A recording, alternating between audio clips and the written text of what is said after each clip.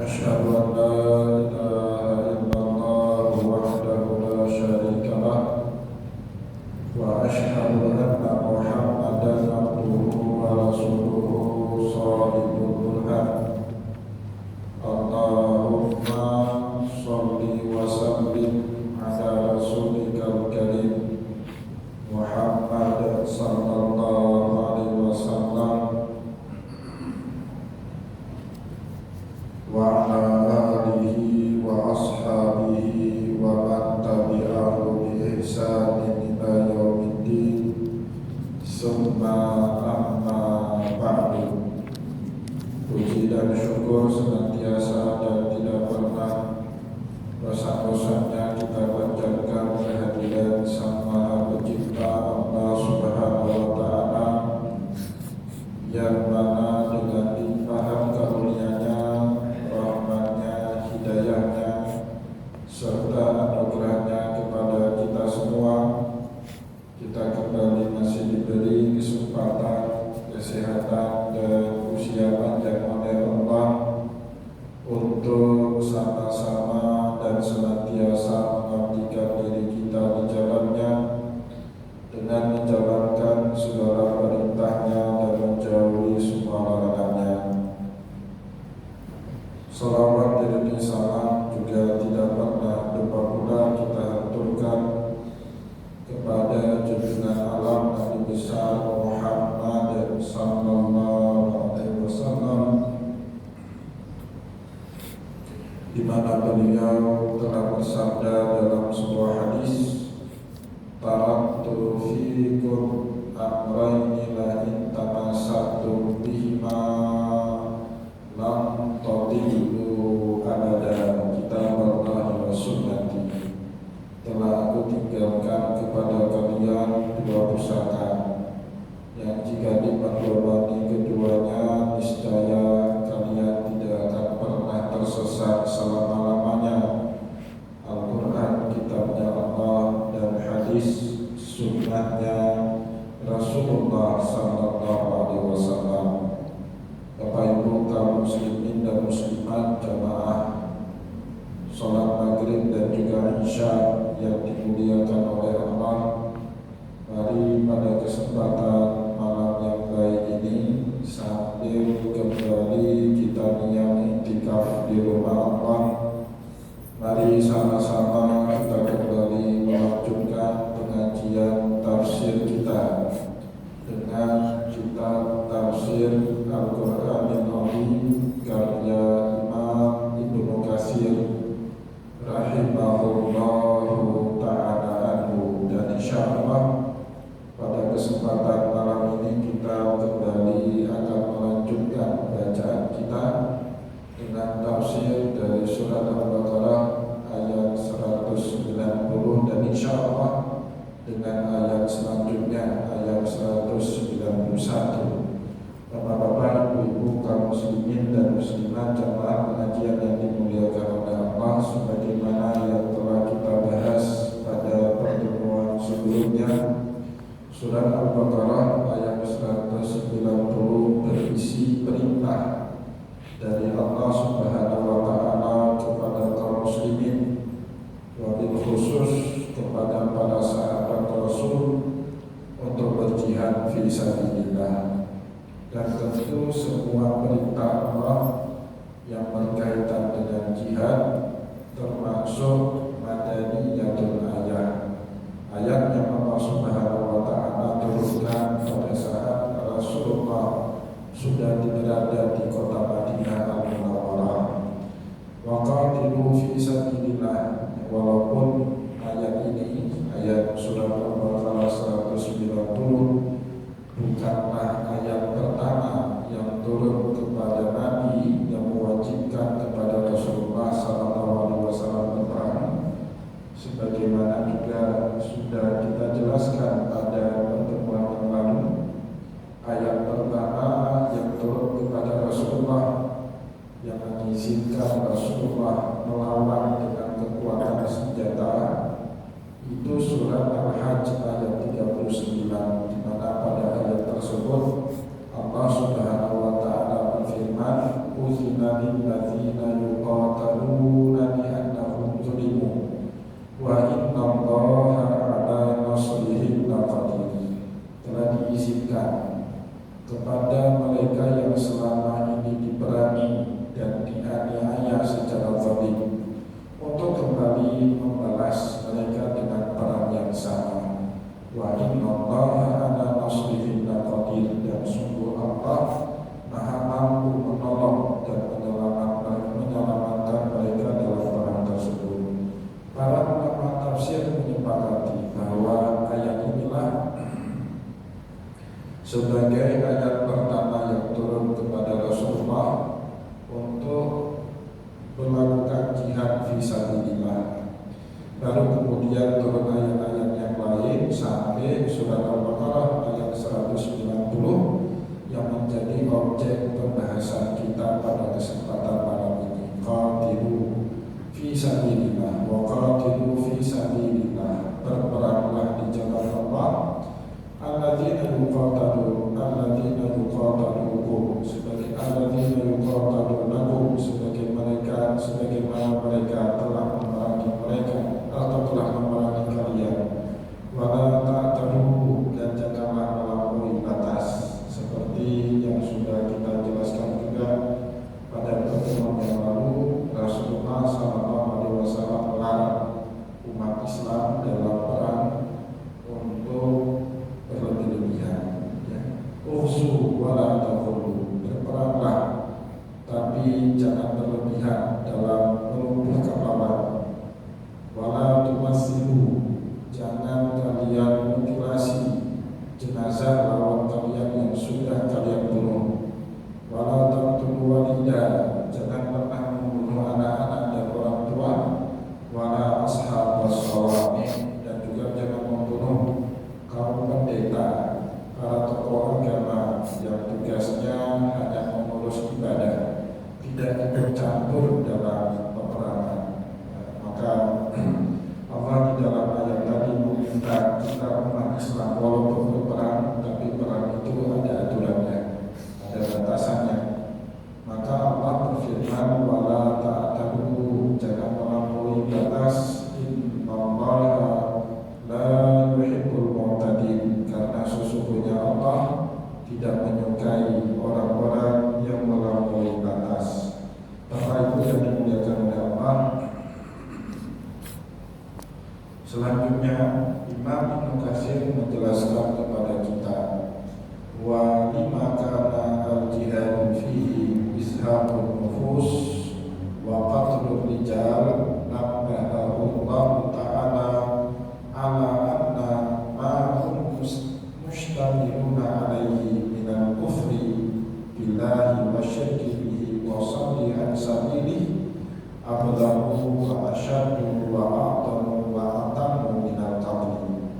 Wa lima kana jihadun fihi izhabun nufus, dalam jihad itu taruhannya nyawa, resikonya itu mengorbankan nyawa. Wa qatlur rijal, dan membunuh banyak laki-laki, karena memang dari dahulu sampai sekarang nasibnya yang ikut dalam perang itu kaum laki-laki. Jarang sekali kita dengar ada pejuang di garis terdepan itu dari kaum wanita. Ya mungkin Bapak Ibu dalam sejarah perang itu hanya di Aceh yang punya panglima perang perempuan.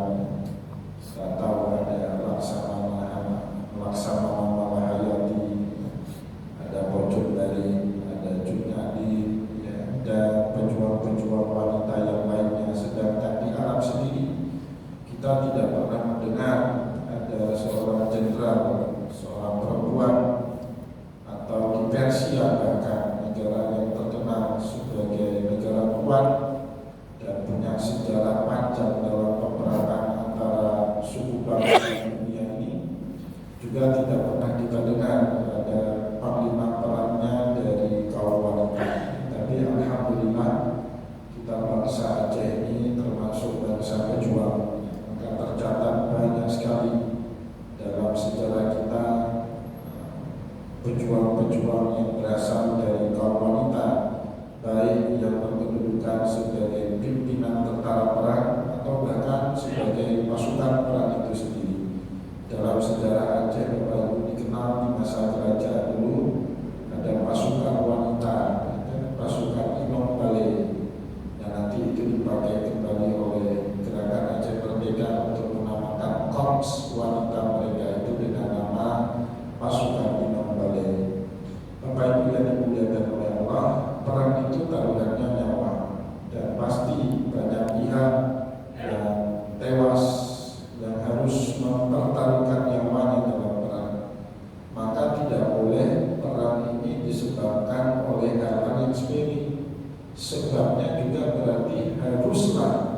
sesuatu yang lebih berharga daripada nyawa itu sendiri.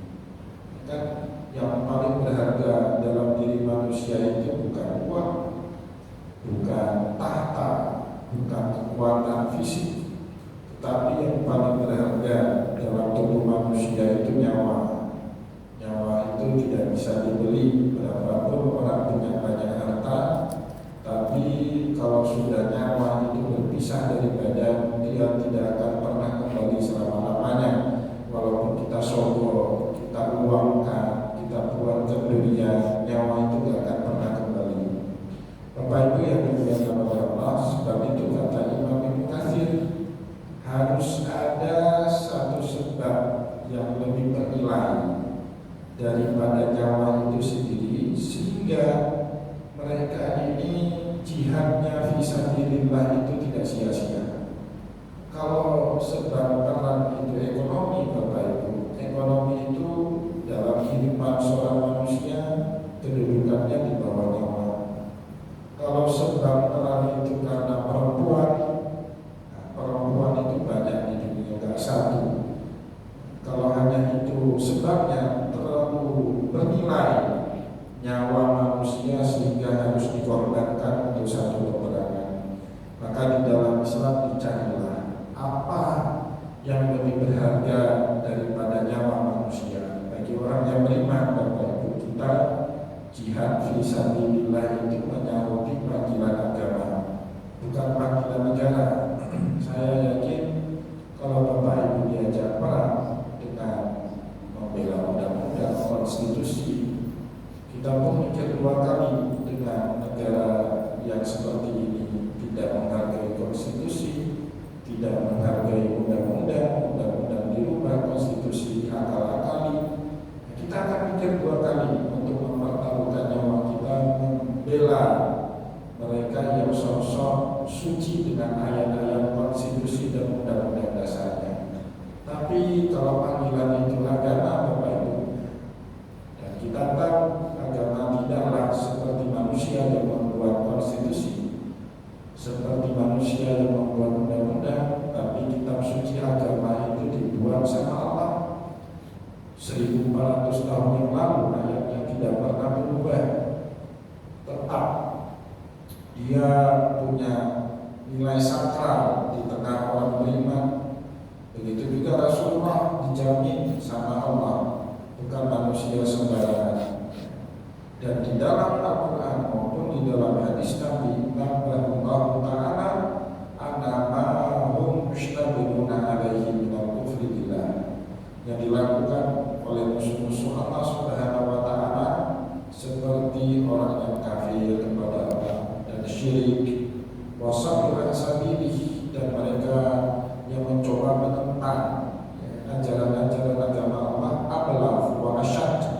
Tentu ini lebih bahaya, lebih parah, wa aqdar, lebih besar ancamannya daripada hanya sekedar taruhannya. Jadi kalau sebabnya untuk membela agama Allah, dan Allah tentu nilainya di atas jiwa kita manusia, ya Bapak Ibu, maka manusia kemudian rela. Itulah yang menyebabkan agama-agama tertentu itu ada ajaran martirnya.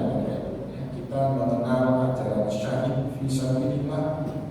Orang kalau sudah dikorbankan jihad fisabilillah, pasti yang dicita-citakan dari jihad fisabilillah itu mati syahid. Karena di dalam kematian syahid itu Allah Subhanahu wa Ta'ala menjanjikan apa yang tidak dijanjikan kepada mereka yang tidak memperoleh kehormatan syahid. Jadi syahid itu bagi orang yang beriman akhirnya bukan kekalahan, Bapak Ibu. Tapi syahid itu akhirnya bagi seorang beriman yang berjuang di jalan Allah menjadi cita-cita dan tujuan.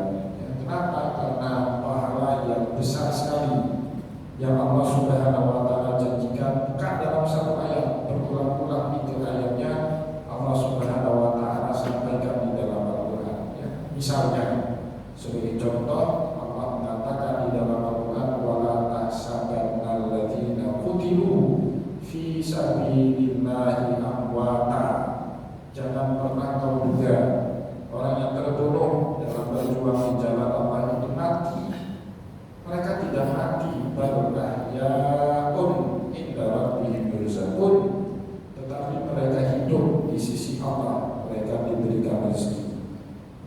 Tapi hidupnya mereka tidak seperti hidupnya kita. Dan hidupnya mereka di dalam ayat yang lain itu dipastikan sama Allah di alam barzakh sana bersama para nabi. Mayutillah wa rasul faulaika ma'al ladzina an'ama Allahu 'alaihim minan nabiyyina wasiddiqina wasyuhada. Orang syahid ini punya kedudukan tinggi sekali di dalam agama Islam. Wassalihin, begitu juga orang-orang soleh. Maka orang yang senang, kan para sahabat dulu bilang gini, ya Rasulullah, tidak semua kami bisa syahid fisabilillah karena ada di antara kami punya keterbatasan fisik, keterbatasan kekuatan ekonomi untuk pergi jihad di jalan Allah. Karena dulu orang jihad di jalan Allah itu Bapak Ibu membiayai diri mereka sendiri, tidak dibiayai oleh negara. Jadi kalau ada sahabat yang tidak punya kuda, ya, tidak punya uang cukup, tidak punya senjata yang baik, maka dia tidak bisa ikut jihad. Persis seperti Allah ceritakan di dalam surat At-Taubah, laisa 'alal du'afa wala 'alal marda wala 'alal ladzina la yajiduna ma yunfiquna harajun idza nasahu lillahi wa rasulih. Tidak ada dosa bagi orang yang berniat kuat untuk jihad fisabilillah, tapi mereka termasuk kaum yang lemah, du'afa, orang yang sudah lemah, sudah sepuh usianya, atau sakit-sakitan, wala 'ala marda, atau orang yang tadi sakit-sakitan, wala 'alal ladzina yajiduna ma yunfiquna harajun, atau orang yang tidak punya harta untuk diinfakkan di jalan Allah, ya. Gak ada harta, gimana caranya mau jihad fisabilillah? Gak ada duit, beli kuda gak punya uang, beli senjata yang bagus juga gak ada uang. Nah, orang seperti ini gugur kepada mereka hukum jihad fisabilillah. Tapi kan para sahabat semuanya punya cita-cita untuk meninggal jihad atau mendapatkan pahala syahid, sehingga mereka bertanya kepada Rasulullah, ada kemungkinan jalur lain ya Rasulullah, walaupun kami tidak jihad fisabilillah, tapi setidaknya pahala syahid dapat. Ya kan Rasulullah itu dikenal sebagai pribadi yang dermawan, banyak shortcut, jalan-jalan pintas yang lain yang mungkin ada sama Nabi, sehingga para sahabat bisa mengamalkan itu dan mendapatkan pahala syahid. Nah, ini menunjukkan Bapak Ibu betapa tinggi dahulu di generasi Islam awal cita-cita untuk syahid fisabilillah. Maka Rasulullah ngajari seperti misalnya ini, kata Nabi, man hafidha ala ummati arba'ina hadisan min amrin diniha, barang siapa yang ngajari, tentu kita nggak bisa ngajari kalau kita tidak memahami untuk diri kita sendiri. Apa yang kita ajari? Arba'ina hadisan min amrin diniha, kita ajari 40 hadis kepada umat tentang urusan agama ini. Jadi Rasulullah di dalam hadis itu, ta'asallahu fi suratil ulama wa syuhada, kelak di hari kiamat Allah Subhanahu wa taala membangkitkan mereka di kalangan para ulama dan syuhada. Gampang sekali Bapak Ibu tinggal mengajari orang 40 hadis. Tapi saya bukan tentu Pak Ustaz, gimana? Ngajari sama anak sendiri. Sudah dapat itu pahala. Kelak Allah Subhanahu wa taala bangkitkan kita di tengah kelompok ulama dan syuhada. Itulah sebab Bapak Ibu ulama banyak ngarang kitab hadis arba'in, ya kan? Imam Nawawi ngarang hadis arba'in, Imam Abu Nu'aim ngarang hadis arba'in, Abdullah bin Mubarak ngarang hadis arba'in, dan ulama-ulama yang lain ngarang kitab. Hadisnya 40 dan lebih. Kenapa? Rasulullah SAW menyebut 40 angka tadi ya di dalam hadisnya. Kalau lebih, Masya Allah, kayak Imam Bukhari membuat hadis itu lebih. Datang lagi para sahabat bertanya, ya Rasulullah, tidak semua dari kami itu cakap dalam mengajarkan hadis-hadismu kepada umat.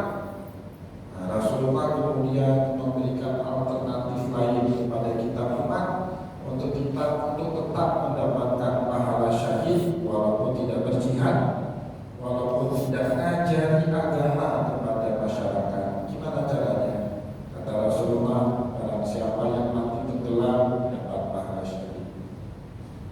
mati kebakaran dapat pahala syahid, yang mati karena bencana alam dapat pahala syahid. Insyaallah saudara-saudara kita yang meninggal dalam bencana gempa bumi dan tsunami itu insyaallah dapat pahala syahid semuanya. Yang mati karena konflik sesama manusia insyaallah kalaupun nggak syahid tapi insyaallah dapat pahala syahid. Perempuan yang kemudian meninggal meregang nyawa saat melahirkan bayinya, kata Rasulullah juga mendapatkan pahala syahid. Hatta sampai seorang pelajar kharaja min baiti, keluar dari rumahnya yang berubul iman untuk mencari ilmu, fahuwa fi sabilillah hatta yarji, dia dalam jihad fi sabilillah sampai dia selamat kembali pulang ke rumahnya. Kemarin ada jamaah kita Pak Zuri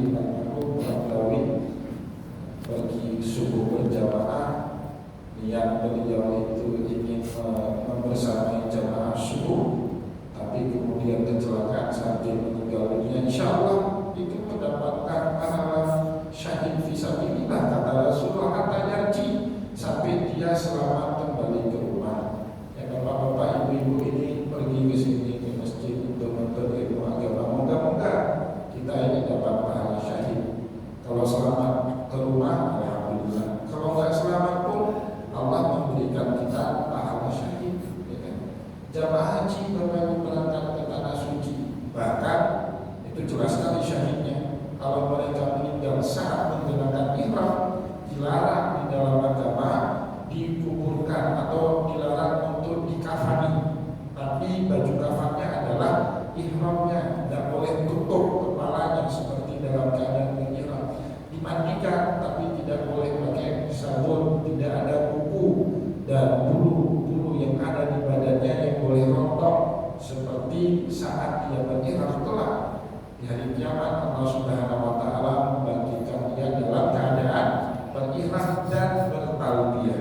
Itu kan garansi dari Allah. Maka orang dulu Bapak Ibu cita-citanya pergi ke tanah suci, mati syahid, dapat pahala syahid. Orang Aceh kalau sudah berhaji pergi dari rumahnya, kalau sekarang kan pergi dari rumah ke asrama haji dulu, itu diazan Allahu Akbar, Allahu Akbar, ya kan diazan Allahu Akbar, Allahu Akbar, karena sudah dianggap tiada ya. Kayak orang meninggal dunia waktu dia diletakkan di kubur kan diazan dulu. Dan Bapak Ibu ada 5 atau 4 tempat di dalam syariat sunnah azan di luar sholat. Sebenarnya kan azan itu utamanya untuk memanggil orang mengerjakan sholat 5 waktu. Tapi di luar itu ada 4 tempat atau 5 yang kita juga disunahkan melakukan azan di luar sholat. Waktu anak bayi lahir, azan di telinga kanan, iqamah di telinga kiri. Saat kebakaran, padamkan api itu dengan suara azan, kata Rasulullah. Saat bencana alam gempa bumi misalnya, itu sunnahnya memandangkan azan ya.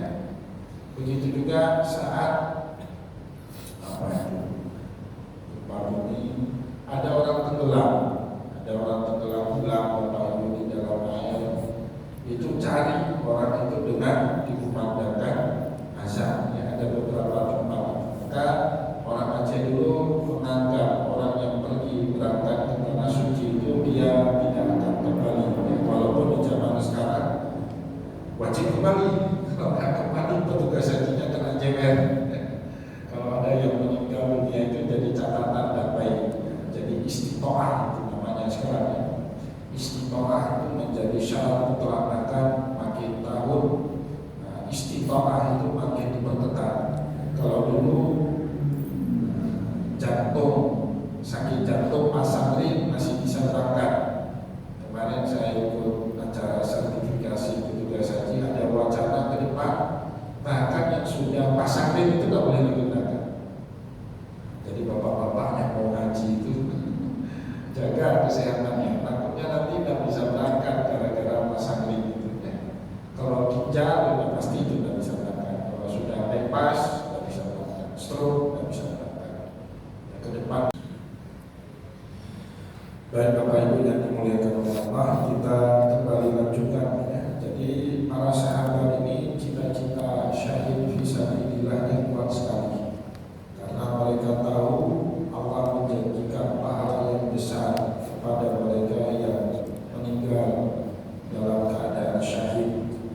sehingga mereka meminta jalan lain ya, kepada Rasulullah kalau mereka tidak bisa meninggal di syahid di dalam berjuang di jalan Allah, bagaimana cara lainnya. Rasulullah mengajari banyak cara, seperti mengajari hadis 40 kepada umat. Begitu juga orang yang meninggal menuntut ilmu ya, orang yang meninggal haji, orang yang meninggal kecelakaan, orang yang meninggal bencana alam, atau ibu meninggal saat melahirkan anaknya, itu juga diberikan pahala syahid. Kemudian datang sahabat namanya Sahal bin Hunayf radhiyallahu anhu. Dia bertanya, kalau kami tidak meninggal dalam keadaan itu semua, bagaimana ya Rasulullah? Dan melahirkan, dan ketabrak, dan karena bencana alam, juga karena bukan menuntut ilmu, dan juga tidak pernah mengajari ilmu agama kepada umat. Bagaimana caranya kami tetap bisa mendapatkan pahala syahid itu, wahai Rasulullah? Maka Rasulullah pun menjawab, itu jalur yang paling mudah yang terakhir ini Bapak Ibu ya. Apa kata Nabi? Man sa'ala syahadata bisidqin ballaghahu Allahu manazila syuhada wa in mata ala firasyihi.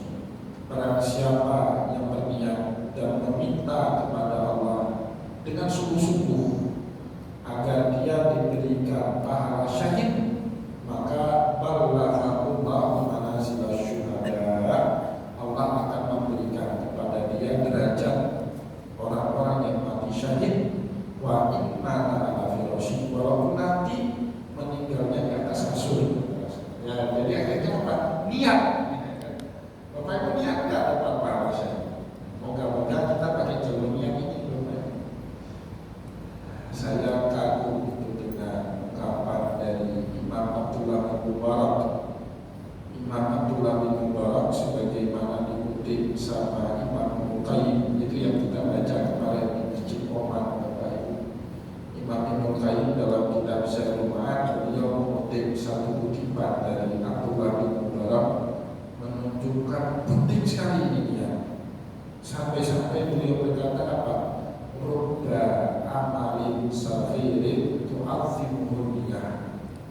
Ada amalan kecil, tapi karena niatnya besar, akhirnya jadi besar. Niatnya tulus ikhlas sama Allah, tapi amalannya sepele sekali. Misalnya senyum, ya, ingin membahagiakan orang banyak, tapi karena niatnya tulus, senyumnya bukan karena ada apa-apa, tapi benar-benar tulus, amal yang sepele itu jadi dinilai sangat berharga sama Allah.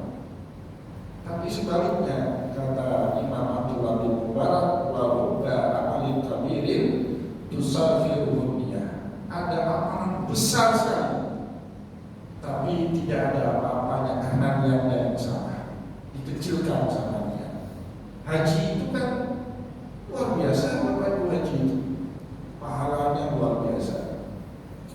Kata Rasulullah, wal hajjul mabrur laisa lahu jaza illa jannah. Haji mabrur itu tidak ada pahala yang lain yang cocok bagi dia kecuali surga. Besar sekali pahalanya itu. Apalagi haji pertama. Haji itu kan beda dengan ibadah yang lain. Bapak sholat maghrib hari ini sama hukum wajibnya dengan sholat maghrib yang besok kita kerjakan, sama wajibnya. Ramadan tahun ini dengan Ramadan tahun depan sama-sama wajib.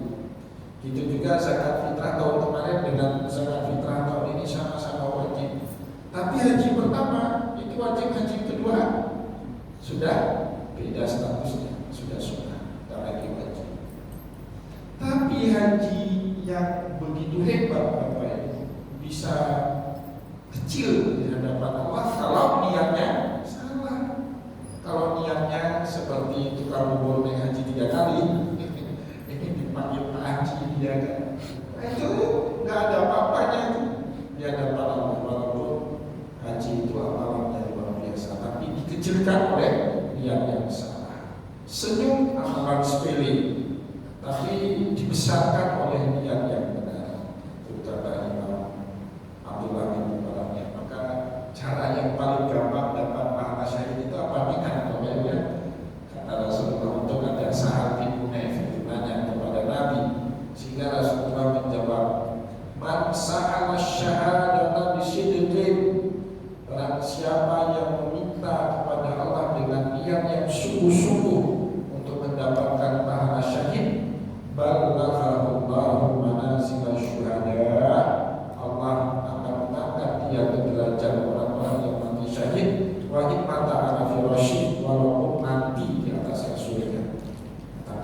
syahid. Ya dapat. Bedanya orang yang mati syahid dengan orang yang dapat pahala syahid, hukum fardu kifayah masih berlaku. Orang yang mati syahid itu tidak berlaku lagi fardu kifayah, tidak usah dimandikan dia, tidak usah dikafatkan dia. Kalau mau tinggal disolati saja dan kemudian dikuburkan, tidak usah lagi dimandikan. Kalau kita yang dapat pahala syahid tetap berlaku itu, yang mandi, dikafatkan, dan kemudian fardu kifayah yang lainnya. Bapak Ibu kaum muslimin dan muslimat jamaah pengajian yang dimuliakan oleh Allah, selanjutnya sebab itulah wa bihadza qala Allah Ta'ala fi ayatin taliyati, begitu juga oleh sebab itu Allah Subhanahu wa taala berfirman pada ayat berikutnya, yaitu surat Al-Baqarah ayat 191, waqtuluhum haitsu saqiftumuhum wa akhrijuhum min haitsu akhrajukum. Kata Allah kemudian, wal fitnatu asyaddu minal qatl. Apa makna wal fitnatu asyaddu minal qatl? Di sini dikutip nama Imam Ibnu Katsir, wa qala Abu Malik, dari Imam Abu Malik salah seorang tabi'in, beliau berkata, ma'atul muqimuna alaihi akbar minal qatl. Apa yang kalian lakukan, syirik, kufur, menentang Allah, melecehkan Rasulullah, tidak mau menerima Islam, itu lebih berat, lebih berbahaya daripada perang itu sendiri. Jadi sebab perang itu Bapak Ibu haruslah sesuatu yang lebih bernilai daripada nyawa kita sendiri. Jadi jangan gampangan mengorbankan nyawa untuk sesuatu hal yang harganya itu di bawah daripada nyawa itu sendiri. Harus harganya itu di atas daripada nyawa kita, ya. Maka di dalam ayat selanjutnya Allah Subhanahu wa taala berfirman, waqtuluhum haitsu saqiftumuhum, perangilah mereka dimanapun kalian dapati mereka. Orang-orang kafir yang memerangi kita di zaman itu, ya Bapak Ibu, ini ayat ada konteksnya tentu. Konteksnya di zaman Nabi Muhammad hidup, setelah turunnya izin dari Allah bagi Nabi untuk berjihad fisabilillah, maka kemudian turun perintah untuk melakukan jihad semesta. Jihad semesta itu perangi orang yang memerangi kalian dimanapun dan kapanpun kalian temukan mereka, sampai mereka menawarkan perjanjian damai atau gencatan senjata. As-sulhu amil hudnah, itu opsi lain daripada perang. Jadi kalau tidak ada sulhun, rekonsiliasi, perdamaian, atau al-hudnah, gencatan senjata yang disepakati oleh keduanya, perang menjadi opsi utama zaman itu Bapak Ibu, ya. Karena Rasulullah kan 13 tahun nggak pakai opsi perang, dia pindah sabar, hijrah ke Madinah, langsung dapat izin lampu hijau dari Allah untuk jihad fisabilillah, dan itu terus sampai kemudian damai, benar-benar Bapak Ibu relatif stabilitas di kawasan Jazirah Arabia itu tercipta setelah Fathul Makkah, yaitu tercipta stabilitas, tidak ada lagi perang setelah Rasulullah berhasil menaklukkan kota Mekah. Ada perang setelah itu, tapi skalanya lokal. Kalau kita menyebut perang Hunain misalnya, ya, Rasulullah tidak Hunain, atau perang Zathuriqah itu tahun 9 atau 10 Hijriah setelah Fathul Mekah. Tapi skalanya lokal, tidak melibatkan banyak kelompok.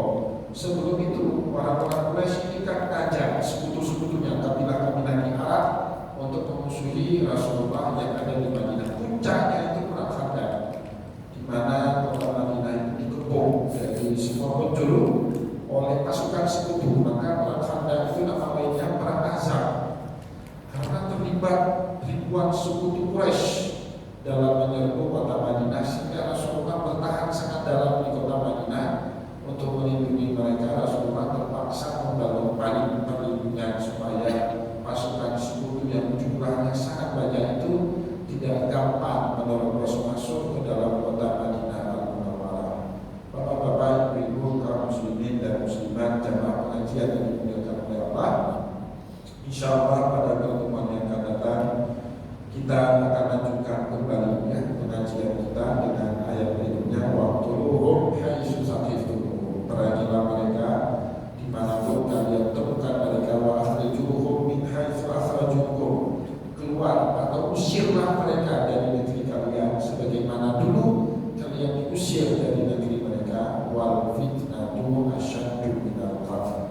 Fitnah di situ bukan nuduh, Bapak Ibu. Fitnah di situ berarti syirik, kufur, kemunafikan, permusuhan mereka terhadap ajaran agama Allah itu lebih parah daripada perang itu sendiri. Maka opsi perang itu Bapak Ibu masih baik kalau dibandingkan dengan kesyirikan, kekufuran, kemunafikan yang dilakukan oleh musuh-musuh Allah di zaman itu. Maka Allah berfirman, wal fitnatu asyaddu minal qatl. Jadi al-fitnah itu di dalam bahasa namanya al-bala'ul ammah. Bala'ul ammah itu apa? Bala yang sangat masif, kerusakan yang terstruktur. Kalau sekarang Indonesia punya istilah STN, TSN, terstruktur, sistematika dan masif. Kekacauan yang terstruktur, tersistematika dan masif itu namanya fitnah, Bapak Ibu. Tapi fitnah itu dari bahasa Indonesia maknanya menuduh orang lain secara tanpa bukti. Kita bilang fitnah, kamu fitnah saya. Padahal fitnah bukan itu maksudnya. Kalau seperti itu dalam bahasa Arab maksudnya buhtan. Buhtan itu menuduh orang tanpa bukti, itu buhtan namanya, Bapak Ibu ya. Nah, tapi fitnah di dalam bahasa Al-Quran, di dalam hadis, yang dimaksud dengan kata fitnah itu al-bala'ul ammah, kerusakan yang sangat terstruktur, sistematis dan masif. Itu namanya fitnah, sehingga menyebabkan gejolak, ketidakstabilan. Itu namanya fitnah. Kayak yang terjadi sekarang di Iran, di Islam Hormuz, atau di Timur Tengah. Itu kan di Timur Tengah itu negara atau kawasan yang paling tidak stabil di dunia, Bapak Ibu. Dari saya kecil, saya lahir 86, Bapak Ibu, dari saya kecil itu sampai sekarang saya sudah 40 tahun masih perang aja itu Timur Tengah. Vietnam udah gak perang lagi, Pak. Timur Tengah masih perang. Waktu saya kecil itu perang pertama Iran. Setelah itu perang tuh Iran dengan Kuwait.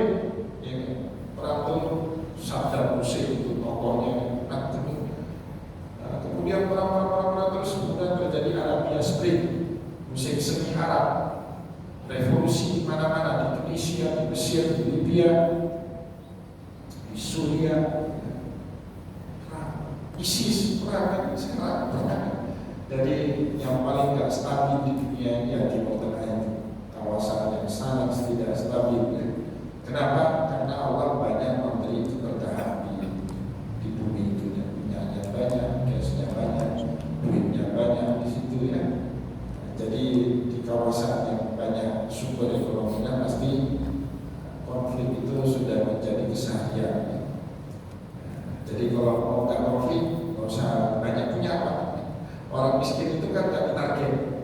Yang ditarget siapa? Bapak Ibu yang kaya raya itu ditarget. Yang punya jabatan itu ditarget itu, ya. Yang punya kekuasaan ditarget. Tapi yang miskin, yang di mana-mana jalan kaki, yang sepeda, itu mau ditarget apa itu? Nggak ada sasaran yang bisa ditarget. Bapak Ibu yang dimuliakan oleh Allah, kita juga